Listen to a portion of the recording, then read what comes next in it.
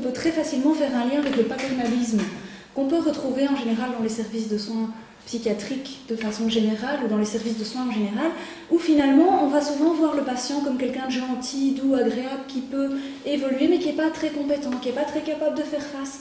Et donc qu'on doit aider nos soignants, peut-être en leur disant un petit peu ce qu'ils doivent faire, quoi, parce que nous, on sait ce qui est bon pour eux. Et donc c'est pour ça que j'ai présenté également la notion de paternalisme, parce que je trouve que c'est quelque chose qui est fort repris dans le ROPI et dans la notion de rétablissement psychiatrique. Donc le paternalisme, à la base, c'est une doctrine politique qui définit comme moralement souhaitable que certaines personnes puissent décider pour les autres ce dont les autres ont besoin. Parce que certaines personnes sont plus compétentes, savent mieux, sont plus instruites, sont plus éduquées, s'y connaissent mieux. Et ça, c'est vraiment un glissement qui est important de prendre en compte, parce que cette forme de sexisme bienveillant, de paternalisme, c'est très insidieux, puisque comme on a une vision positive des gens, on ne s'en rend pas compte. Ça peut être relativement inconscient et implicite. Mis en évidence, c'est qu'il y a deux façons très contrastées de décrire le rétablissement. Donc il y a une part de vision de rétablissement en termes de maladie, donc là on est plutôt dans la notion d'être guéri, quelque chose qui dépend plutôt de la médication et du retour à l'ancien moi. Et alors on est plutôt l'autre optique, qui est plutôt une optique active de nouveau de la part du patient, l'optique de bien-être. Donc c'est plutôt l'idée de se prendre en main, plutôt une notion de processus et l'évolution vers un nouveau moi, et plus comme un ancien moi via la médication, comme c'était le cas auparavant.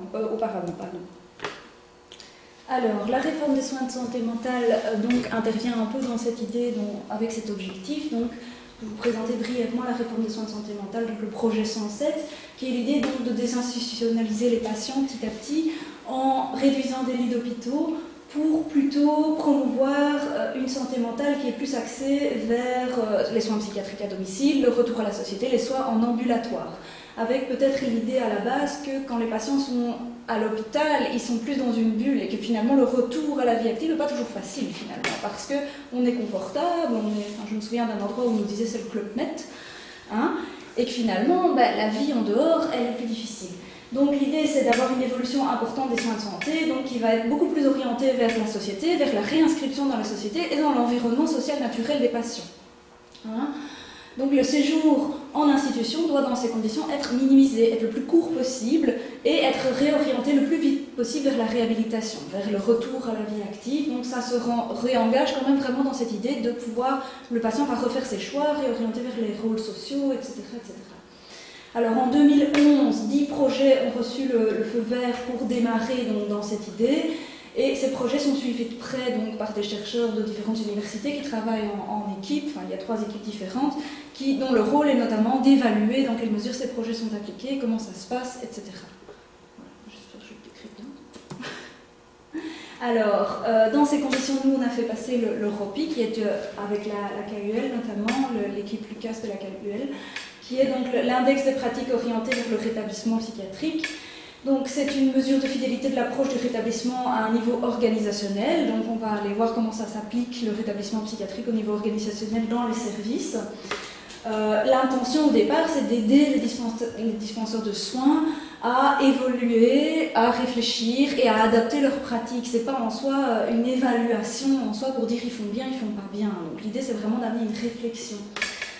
On va se pencher aussi évidemment sur les conséquences concrètes que ça apporte de mettre en place des soins orientés plus vers le rétablissement ou pas. Et quelles sont les conditions nécessaires pour pouvoir aller plus loin dans ces démarches. Qu'est-ce qu'il y a besoin, qu'est-ce qui est nécessaire, etc. Alors il existe 3 versions différentes du ROPI qu'on peut faire passer dans l'étude préliminaire. Donc c'est une version pour les équipes d'accompagnement intensif ambulatoire, donc les soins psychiatriques à domicile, une version pour les services résidentiels et une version pour les habitations protégées. Nous, on a fait la version pour les services résidentiels. Le ROPI prend en compte et permet d'évaluer 8 domaines de vie différents avec les membres de l'équipe. Alors, les 8 domaines pris en compte, il y a tout d'abord le fait de rencontrer les soins de base, ensuite proposer une large offre de services, orienter vers les contacts sociaux, la participation du patient, permettre la représentation des patients et la possibilité de participation, offrir des soins basés sur les possibilités et les compétences du patient, proposer vraiment une orientation du patient et une diversité de choix dans cette orientation, favoriser l'autodétermination et faire un focus sur le rétablissement et l'expérience de vie.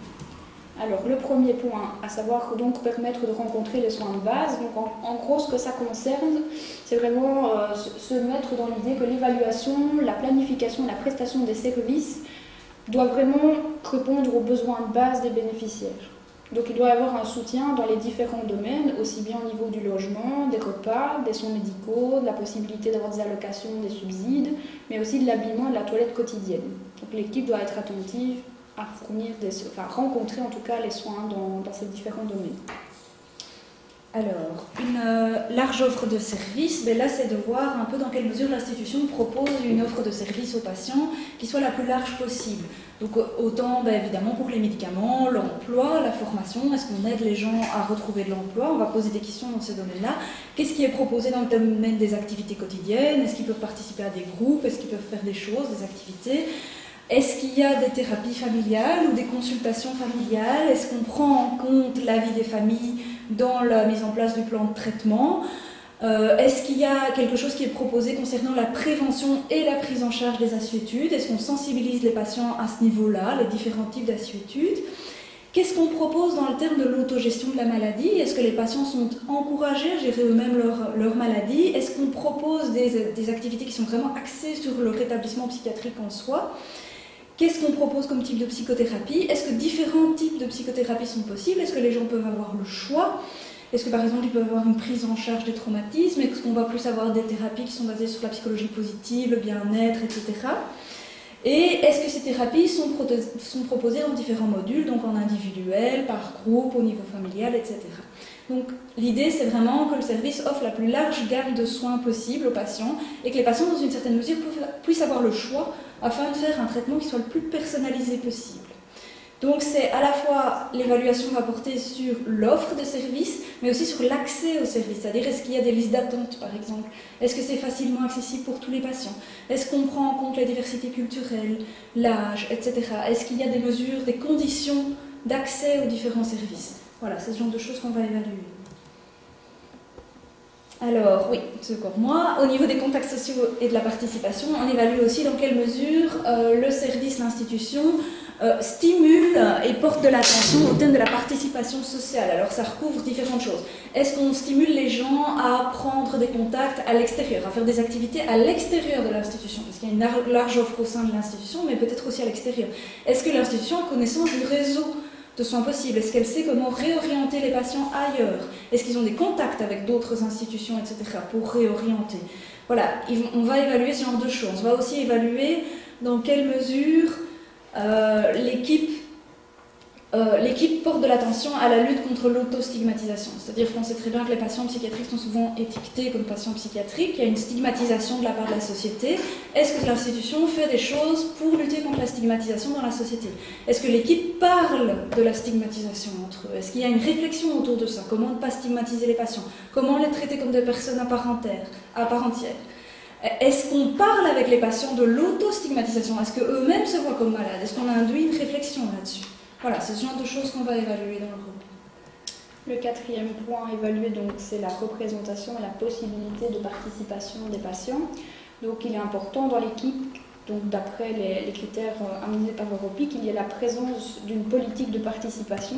Donc, une possibilité d'impliquer les patients de façon systématique dans les décisions au sein du service ou en tout cas au sein de la prise en charge concernant leur vie quotidienne, le logement, en tout cas c'est ce domaine-là qui sont évalués, mais c'est de manière générale. Cette participation doit pouvoir mener à des changements visibles dans le service et à un apport optimal des patients dans le plan de traitement. Donc ça ne doit pas être juste une réunion où on amène les patients à discuter pour au final ne rien en faire. Il faut vraiment qu'il y ait des changements visibles au sein de l'institution ou de la prise en charge. Le cinquième point, donc, c'est vraiment l'importance qui va être mise sur des soins axés sur les possibilités et les compétences du patient.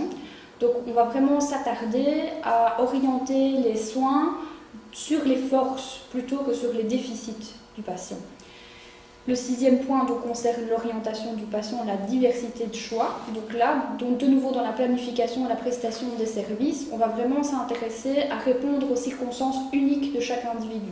Donc vraiment en partant de l'histoire de chacun, de ses besoins, de ses préférences et des capacités, bien sûr, comme dans le point précédent, sur les capacités de la personne plutôt que sur ses failles. Alors, au niveau de l'autodétermination du patient, ben là, l'idée est vraiment l'accent mis sur l'autonomie du patient et le maintien autant que possible du contrôle par le patient. Évidemment, il y a dans ce domaine-là peut-être des contraintes aussi à ce niveau-là. Quand un patient est délirant, etc., il faut aussi, on ne peut pas toujours donner tout le choix dans tout. Mais l'idée, c'est par exemple, est-ce que le patient a un certain contrôle, par exemple, sur son traitement?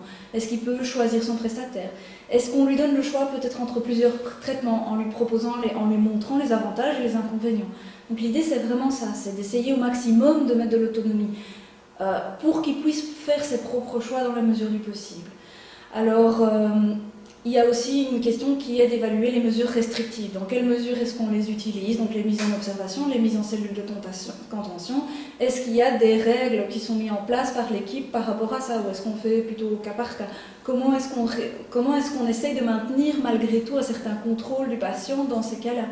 Est-ce que par exemple on met en place un plan de crise si jamais il se passe quelque chose? On va faire ça.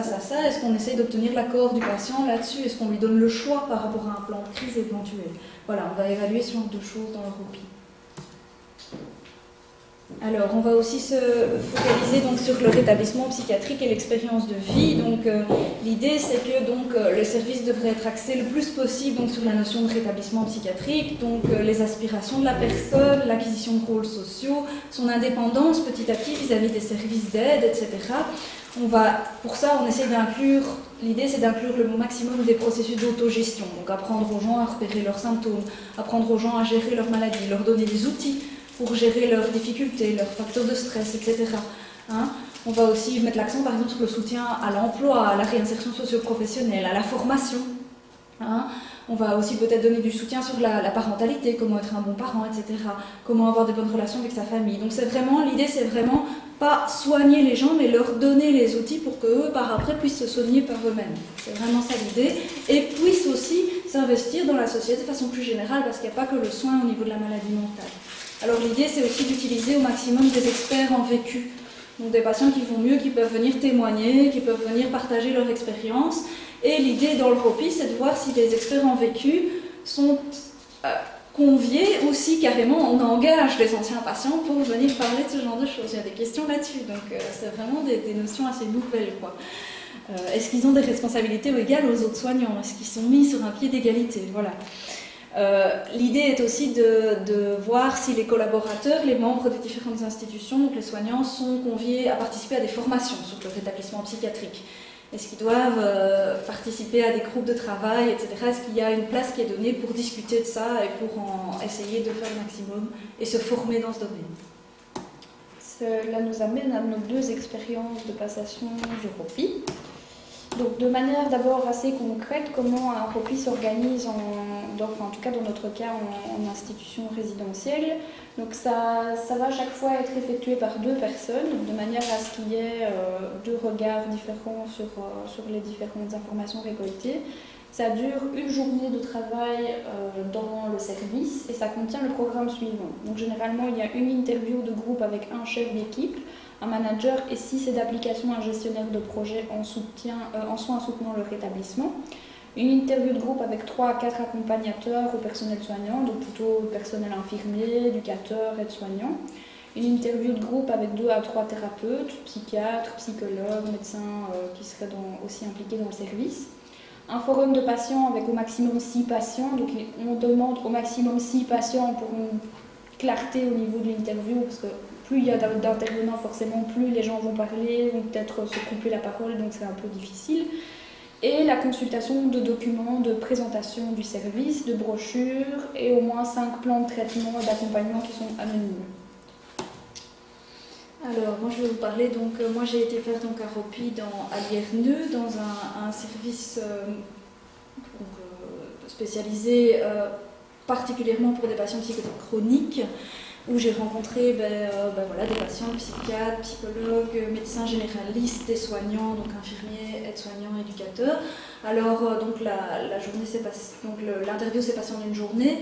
C'est une interview que moi j'ai trouvée intéressante. Le seul point qui moi m'a marqué, c'était que voilà, c'est compliqué de venir faire ça puisqu'on est étiqueté chercheur extérieur et que pour les soignants ça n'a pas été très bien vécu. Certains étaient assez forts sur la défensive, ils redoutaient très fort la notion d'évaluation et très fort aussi l'impact que pourrait avoir éventuellement cette évaluation sur leurs fonctions budgétaires, sur les politiques qui seraient décidées après. Donc on a ressenti vraiment une certaine résistance. Donc avec ma collègue avec qui je suis allée, c'était pas toujours facile de mettre les gens à l'aise, bien qu'on insistait sur l'idée que c'était plutôt des pistes de réflexion. Ce qu'on sent aussi, c'est que c'est pas toujours facile pour les gens d'amener ces pistes de réflexion qui sont parfois très loin des pratiques concrètes qui sont faites sur le terrain. Et donc ça aussi, les gens le vivent au-delà de l'évaluation, parfois comme une critique, ou une remise en question de leurs compétences. En tout cas, c'est le sentiment que ça donne. Donc c'est pas toujours facile non plus d'axer là-dessus parce que les questions sont parfois quand même précises, etc. Donc c'était quelque chose d'assez intéressant et évidemment ça dépend un peu quels soignants, certains sont plus sur le défensif que d'autres, ça c'est comme partout. Voilà. En gros, l'idée. Alors, l'autre ROPI, donc ça c'est celui que j'ai effectué. Donc moi je suis allée au centre psychiatrique Saint-Bernard à Manage et plus particulièrement dans l'unité 29 qui est appelée unité de transition. Donc c'est un service qui accueille essentiellement des patients chroniques, effectivement qui pour certains m'ont expliqué être qui sont dans la psychiatrie depuis 20, 30 ans parfois. Toutes les pathologies sont confondues et donc c'est un service qui prend les patients en charge après une prise en charge aiguë dans une optique de réinsertion.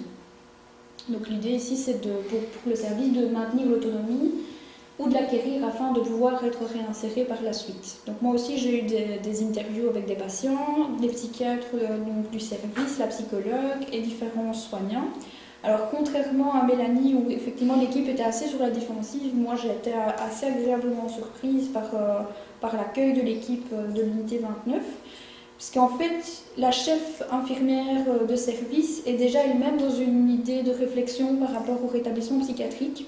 Elle a déjà suivi une formation dans ce domaine-là et donc elle essaie vraiment d'insuffler cet esprit-là dans le service à différents niveaux, donc aussi bien au niveau de ce qui se dit au niveau des soignants, mais aussi au niveau de l'organisation du service qui est récemment rénové, donc je pense que ça aide aussi, c'est un service tout neuf avec des chambres quand même assez spacieuses, le service est vraiment très bien organisé, donc ils ont une petite cuisine à l'intérieur même du service où les repas sont confectionnés et où les patients peuvent avoir la possibilité de se faire parfois à manger aussi s'ils le souhaitent.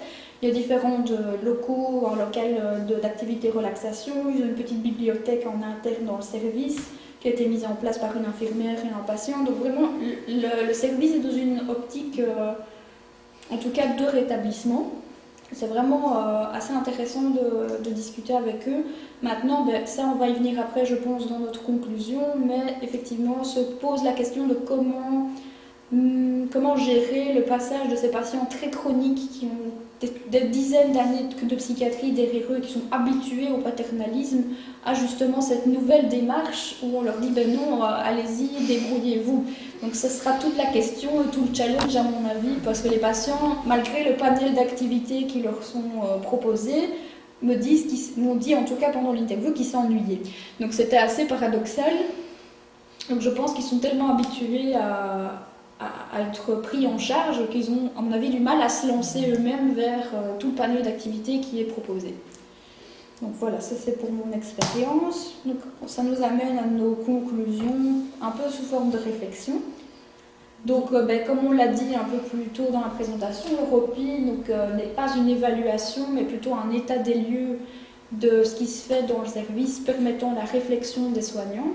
Le problème qui est notamment soulevé à l'IRNE et aussi au cours de nos discussions entre nous, est-ce que les décideurs politiques vont aller dans ce sens également? Parce qu'ils proposent une optique vers le rétablissement, mais tout ça a un coût, ne serait-ce qu'en termes de formation des professionnels, en termes d'aménagement de l'environnement. Donc, comment ça va se passer à ce niveau-là? C'est vraiment toute la question. Alors... Non, vas-y. oui, donc on se posait évidemment la question, parce que ça j'ai été interpellée par un soignant à ce niveau-là, sur la répercussion de la passation du ROPI en institution au niveau des mesures budgétaires, des décisions politiques, auxquelles je me suis rendu compte que je ne savais pas du tout répondre à ce niveau-là, donc de l'utilisation qui peut en être faite. Donc ça c'était aussi une piste qu'on s'était dit qui était intéressante à soulever. On s'était aussi posé la question, comme Cynthia l'a déjà un peu expliqué, au niveau des patients très chroniques qui sont vraiment dans une attitude de passivité et qui ont l'habitude. Comment faire un transfert vers quelque chose de plus actif, mais aussi, on se disait, enfin moi j'avais cette réflexion-là par rapport à l'IRNE, où il y avait par exemple des patients très chroniques, délirants constamment par exemple, avec peut-être des retards mentaux importants, des choses comme ça. Est-ce que c'est toujours possible d'aller vers le rétablissement psychiatrique avec ce genre de patients? Et où est la limite finalement? Ça c'était vraiment une question qu'on s'était posée. Comment faire la limite entre les patients dont on peut vraiment espérer qu'en les poussant, etc., il va y avoir une amélioration, et des patients où le risque, enfin ça c'est moi ce que je vois aussi en travaillant en maison médicale, quand on les sort de l'hôpital, c'est qu'il y en a beaucoup qui se retrouvent à la rue, dans les patients très chroniques. Et donc qu'est-ce qu'on fait? Enfin voilà, donc on s'était posé un peu cette question-là. Oui, donc d'où se posent nos deux questions finales. Donc, comme on l'a déjà un peu abordé, mais comment va-t-on gérer le passage pour les patients du paternalisme à l'autodétermination, et aussi dans la réciproque, donc comment gérer le passage pour les soignants vers cette nouvelle philosophie de soins? Est-ce qu'on ne va pas parfois se heurter à certaines résistances dans certaines équipes? Ce sera toute la question, à mon avis, tout le challenge de ce projet 107. Et qui est finalement un beau projet, une belle idée, oui, et voir un peu comment ça va se dérouler, qu'est-ce qu'on pourra mettre en place face à ces résistances. Voilà.